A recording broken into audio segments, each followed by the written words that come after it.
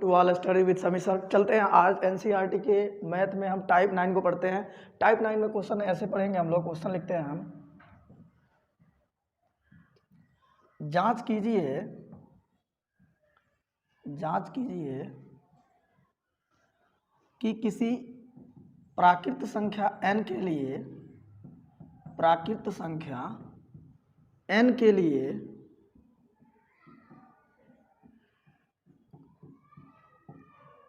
कोई संख्या 6 power n शून्य पर समाप्त हो सकती है।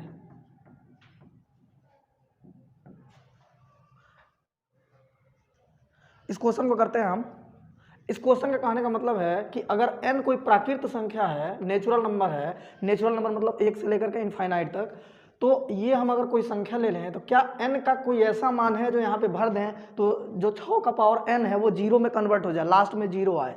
मतलब जैसे मान लो 6 पावर n जो संख्या है, अगर हम यहाँ पे n बराबर 1 रखें तो देखना क्या आएगा, n बराबर 1 पर आएगा क्या है, n बराबर 1 पर 6 पावर 1 पर 6 ही हो जाएगा। n बराबर 2 अगर रख लें तो 6 का पावर 2 36 हो जाएगा।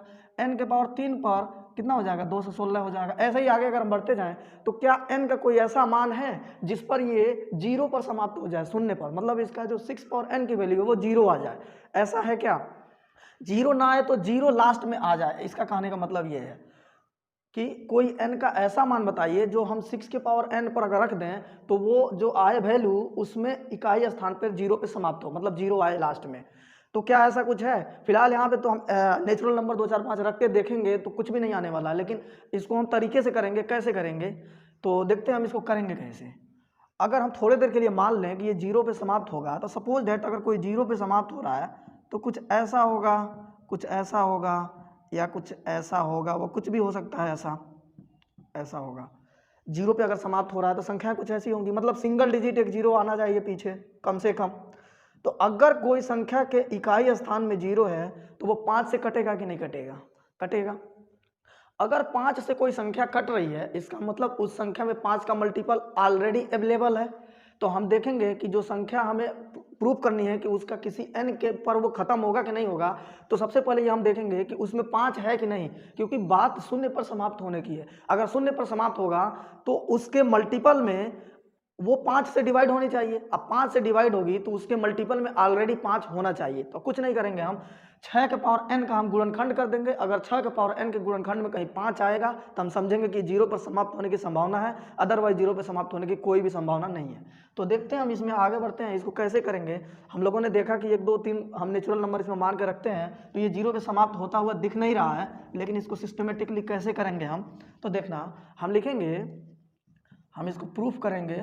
तो हम लिखेंगे यदि कोई संख्या शून्य पर समाप्त होगी तो वो 5 से विभाजित होगी। जैसे मान लो 20 30 35 30 40 90 कुछ भी हो, 70। अगर ये 0 पे समाप्त हो रही है कोई संख्या, 0 पे समाप्त होने का मतलब इकाई अंक अगर 0 है तो पक्का वो संख्या 5 से कटेगी। अगर वो संख्या 5 से कटेगी तो उस संख्या के गुणनफल में 5 ऑलरेडी क्या होगा, मल्टीपल के रूप में प्रेजेंट होगा। तो अगर ये बात हम प्रूव करने में हो जाते हैं सक्सेस तो ये बात हो जाएगा। तो हम लिखेंगे यदि कोई संख्या शून्य पर समाप्त होगी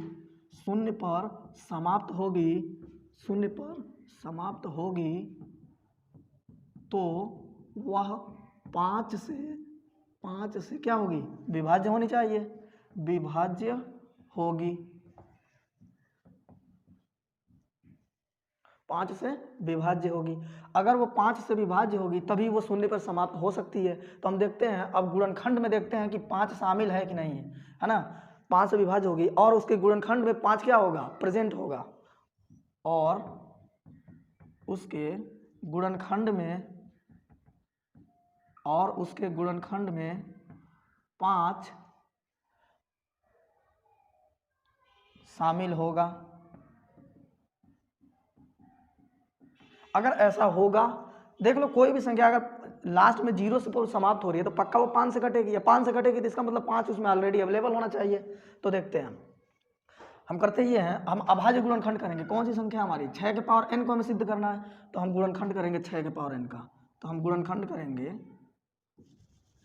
6 के पावर n बराबर हम लिखेंगे 6 का हम गुणनखंड कर देंगे 2 इंटू 3 के पावर n, इसको आगे बढ़ाएंगे तो 2 के पावर n कह सकते हैं और गुणा 3 के पावर n कह सकते हैं। हमने ये बोला कि अगर संख्या 0 पे समाप्त होगी तो पक्का 5 से कटेगी, अब 5 से कटेगी तो उसके गुणनखंड में भी 5 आना चाहिए। यहाँ हमने देखा कि गुणनखंड में तो 2 और 3 आ रहा है, 5 तो आ ही नहीं रहा। तो कोई भी दुनिया में ऐसा n का मान अवेलेबल नहीं है जो 6 के पावर n पर रख दिया जाए तो वो 0 पे समाप्त हो। तो लिखेंगे यहाँ 6 पावर n के गुणनखंड में 6 पावर n के गुणनखंड में 5 नहीं है ना, अतः n के किसी भी मान के लिए n के किसी भी मान के लिए संख्या 6 पावर n शून्य पर समाप्त नहीं होगी, शून्य पर समाप्त नहीं होगी। और ये हो गया प्रूफ। ऐसे ही करना होता है, इसमें लिखना होता है, बस हमें ये दिखा देना होता है कि 5 अगर कटेगी तो 0 पे समाप्त होने की संभावना है, तो गुणनखंड में अगर 5 दिख गया तो ठीक है, नहीं तो नहीं होगी। ठीक है, ऑल द बेस्ट। अगला क्वेश्चन देखते हैं। हाँ देखते हैं, जांच कीजिए कि किसी प्राकृत संख्या n के लिए कोई संख्या 4 पावर n शून्य पर समाप्त हो सकती है क्या। तो अगर शून्य पर कोई समाप्त होगी, अभी हम लोगों ने देखा, तो पक्का वो संख्या 5 से डिवाइड होनी चाहिए। अगर वो 5 से डिवाइड होगी तो उसके मल्टीपल में भी 5 होना चाहिए। तो उसके मल्टीपल में हम देखेंगे, उसके गुणनखंड में अगर 5 आ गया तो ठीक है, नहीं तो नहीं होगा, बात खत्म, बस यही करेंगे। तो देखते हैं, हम यहाँ पे लिखेंगे यदि कोई संख्या, प्रूफ हम देख रहे हैं इसका, यदि कोई संख्या शून्य पर समाप्त होती है, शून्य पर समाप्त होगी तो वह 5 से विभाज्य होगी, वह 5 से क्या होगी, विभाज्य होगी। अब 5 से विभाज्य होगी तो उसके गुणनखंड में भी 5 आना चाहिए, और उसके गुणनखंड में 5 शामिल होगा।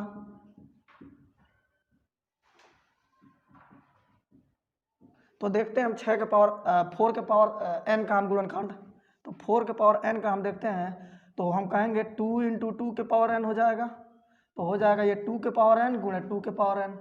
तो ये तो आ गया 2 के पावर n, 2 के पावर n। अगर वो 5 आता तो हम समझ जाते कि वह 5 0 पे समाप्त हो सकती है। तो लिखेंगे यहाँ 4 के पावर n के गुणनखंड में 5 नहीं आया है, 5 नहीं आया है, अतः 4 के पावर n, अतः n के किसी भी मान के लिए, n के किसी भी मान के लिए संख्या 4 के पावर n शून्य पर समाप्त नहीं होगी, शून्य पर समाप्त नहीं होगी। इसमें बस लिखना होता है और कुछ नहीं होता। ये बात हो गया प्रूफ। ओके, हाँ चलते हैं टाइप 10 में। टाइप 10 में हम देखते हैं, सवाल है एनसीईआरटी के क्वेश्चन में ये दिया हुआ है सवाल, एनसीईआरटी के 1.2 में क्वेश्चन दिया हुआ है एक्सरसाइज में। हाँ तो इसमें क्वेश्चन है, व्याख्या कीजिए कि 7 गुणे 11 गुणे 13 प्लस 13 और 7 गुणे 6 गुणे 5 गुणे 4 3 गुणे 1 प्लस 5 भाज्य संख्या है। और इसमें भी यही है, दिया हुआ है कि ये भाज्य संख्या है। तो पहले हम देख लेते हैं भाज्य संख्या होती क्या है। तो सबसे पहले हम बता देते हैं भाज्य संख्या, भाज्य संख्या क्या होती है। इसको हम अंग्रेजी में बोलते हैं कंपोजिट नंबर, कंपोजिट नंबर। तो कंपोजिट नंबर वो होते हैं वैसी संख्या जो एक और स्वयं को छोड़कर कम से कम एक संख्या से विभाजित हो जाए। और भाज्य जो अभाज्य का उल्टा होता है, अभाज्य में क्या होता है कि वैसी संख्या जो एक और स्वयं को किसी और से ना कटे उसको अभाज्य बोलते हैं। भाज्य को बोलते हैं कि एक और स्वयं के अलावा भी किसी और से कटे, वो जरूरी नहीं कि एक ही से कटे, एक और स्वयं के अलावा किसी और से भी कटे तो हम उसको भाज्य संख्या। जैसे मानना 4, तो देखना 4 किससे कटेगा, 1 से तो कटेगा ही, 2 से भी कटेगा, 4 से भी कटेगा। तो अब अगर 1 और 4 से तो कट ही रहा है, उसके अलावा ये 2 से भी कट रहा है, इसी वजह से इसको भाज्य संख्या बोलेंगे। तो अगर यहाँ पे हम बात करें मान लो 12 की, 12 भाज्य संख्या है, तो सीधा सीधा यही देखना है कि ये 1 और स्वयं के अलावा किसी और से कट रही है, तो हर संख्या 1 से कटती है, तो 12 1 से कटेगी, 12 खुद से कटेगा ही। अब 12 तमाम संख्याओं से कट रहा है, किससे किससे, इसके अलावा 1 2 3 4 6 12 सब कट रहा है ये, तो 1 से तो कट ही रहा है, 12 से तो कट ही रहा है, इसके अलावा इतना से कट रहा है। तो एक और अपने अलावा किसी और संख्या से अगर कटने लगे संख्याएं तो हम उसको बोलते हैं कि ये भाज्य संख्या है, कंपोजिट नंबर है। क्लियर है? तो सबसे छोटी जो भाज्य संख्या होती है 4 होती है, ये बात याद रखना है। सबसे छोटी भाज्य संख्या होती है 4, लेकिन सबसे छोटी अभाज्य संख्या 2 होती है, ये बात याद रखना है। तो अगर हम बात बोलें कि अगर मान लो यहाँ पे हमने लिख दिया 25 × 40, क्या यह भाज्य संख्या है? मान लो यहाँ पे हमने प्लस का 15 भी लिख दिया, हमने बोला क्या ये भाज्य संख्या है?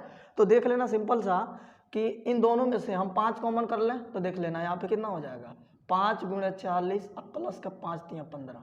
अब ये बताओ ये जो संख्या है टोटल, अगर हम इसमें 5 से भाग दें तो ये 5 से कट रहा है कि नहीं कट रहा है? इसका मतलब ये हो गया कि ये संख्या जो भी है 40 25 200 2 से 3 गुणा का 5 जो संख्या है कितना हो जाएगा, 1015, 2 25 10, 1015।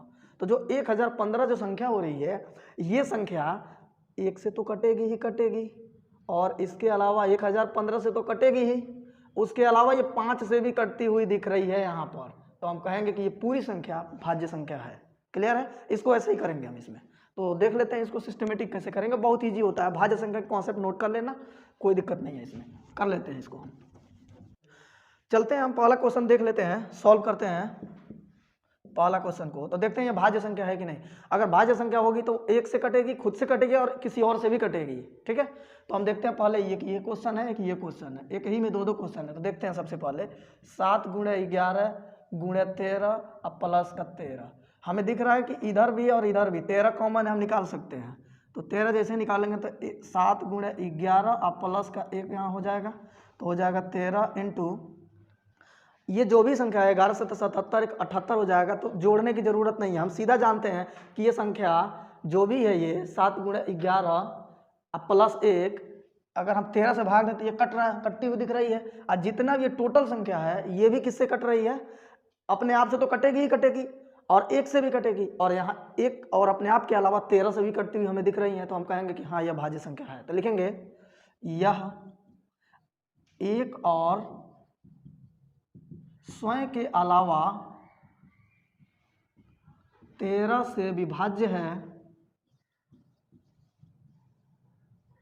13 से विभाज्य है, अतः यह भाज्य संख्या है, भाज्य संख्या है। ये बात हो गया प्रूफ, कुछ भी नहीं होता है इसमें। इसका जो साथ में एक और क्वेश्चन है, इसके साथ ही लगे देख लेते हैं, इसको भी इसके साथ ही लगे देख लेते हैं। तो 7 × 6 × 5 4 × 3 × 2 × 1 अब प्लस का 5, हम देख रहे हैं कि इधर से भी 5 कॉमन हो जाएगा, इधर से भी, तो 5 कॉमन कर लेते हैं। तो हो जाएगा 7 × 6 × 4 × 3 × 2 × 1 अब प्लस का 1 हो जाएगा। यहाँ पे ध्यान देना, यहाँ पे तो हम देख रहे हैं ये जो भी संख्या है इतनी लंबी चौड़ी, ये खुद से तो कट ही रही होगी और 1 से तो कटेगी ही कटेगी, और उसके अलावा यहाँ 5 से भी कटती हुई दिख रही है। तो लिखेंगे यहाँ यह संख्या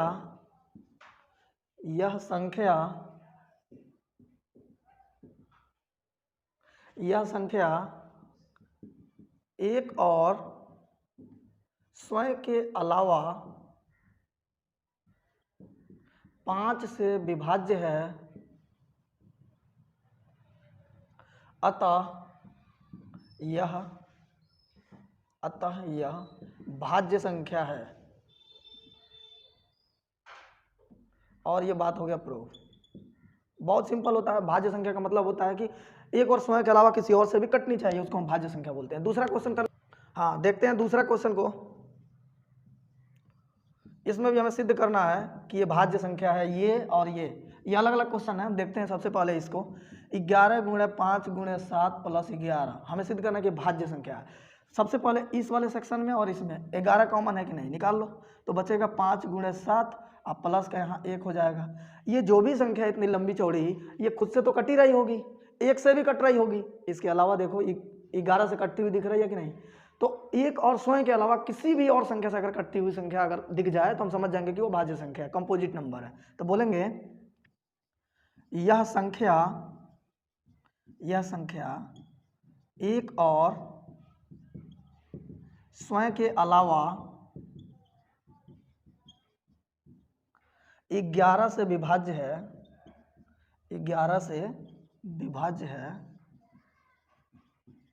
अतः यह भाज्य संख्या है। तो ये बात हो गया प्रूव कि ये भाज्य संख्या है। इसके साथ लगे ये भी कर लेते हैं, 13 गुणे 8 गुणे 7 6 प्लस 26। इस वाले सेक्शन से और इस वाले सेक्शन से 13 कॉमन हो रहा है, निकाल लेंगे तो बचेगा 8 गुणे 7 गुणे 6 है ना, अब प्लस का 13 दूना का 26 है ना, तो 2 यहाँ हो जाएगा। अभी एक और चीज़ कॉमन हो रहा है इसमें, 2 और भी कॉमन हो जाएगा यहाँ से, तो हम 2 और भी कॉमन कर लेते हैं। तो 13 गुणे 2 कॉमन हो जाएगा, तो यहाँ हो जाएगा कितना 4 × 7 × 6, अब प्लस का 1 हो जाएगा। तो ये जो भी संख्या है यहाँ पे हम इसको आगे और बढ़ा लें, 26 गुणा, चलो गुणा ना लिखो यहाँ पे, ये तो कॉमन है ही, तो हो जाएगा 4 गुणे 7। हाँ, तो आगे हम कर रहे हैं इसको, इसमें से हमने 13 कॉमन कर लिया, फिर से 2 कॉमन कर लिया, तो हमने देखा 26 फाइनली यहाँ पे। तो हो गया मेरा, ये जो भी संख्या रही होगी ये अपने आप से तो कटी रही होगी, एक से भी कट रही, उसके अलावा यहाँ 26 से कटती हुई दिख रही है, तो हम लिखेंगे यह संख्या